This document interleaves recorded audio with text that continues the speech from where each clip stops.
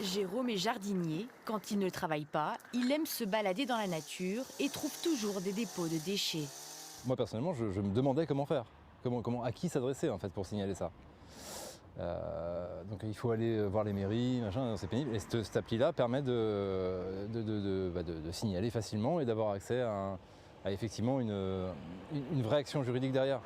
Il découvre l'application Sentinelle de la nature, un dispositif de France Nature Environnement qui permet de signaler des atteintes environnementales depuis 1 an.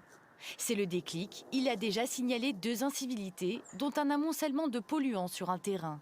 Une fois à l'intérieur, c'est un stock de matériaux de toutes sortes, à l'air libre et clairement à l'abandon depuis des années. Ensuite, j'ai précisé dépôts, rejets polluants, dépôts de déchets, déversement de substances polluantes, brûlage illégal. Son signalement est en cours d'analyse par France Nature Environnement. Dans ses bureaux, les incivilités sont constatées. L'association est agréée pour la protection de l'environnement. Elle aurait plus d'impact auprès des autorités. À partir du moment où on envoie un courrier, on voit que c'est de suite pris en compte et beaucoup plus rapidement peut-être qu'effectivement des citoyens qui ont déjà été amenés à signaler plusieurs fois directement des situations qui leur paraissent pas normales. Parfois, la suppression de décharges prend beaucoup de temps, comme ici, non loin du port technique de Ramonville-Saint-Agne.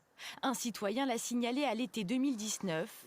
Le juriste de l'association a dû porter plainte, mais l'identification des auteurs est compliquée. L'intérêt derrière tout ça, c'est d'économiser de l'argent, donc éviter d'avoir à payer éventuellement, si c'est payant, puisque ce n'est pas toujours le cas, d'avoir à payer des frais de mise en décharge. Et donc la personne s'exécute généralement de manière cachée, la nuit. La préoccupation de l'association est le déversement des produits dangereux dans le cours d'eau qui se trouve à quelques mètres. La mairie explique que la décharge est nettoyée mais réapparaît. En 2019, l'association a reçu 450 signalements en Midi-Pyrénées.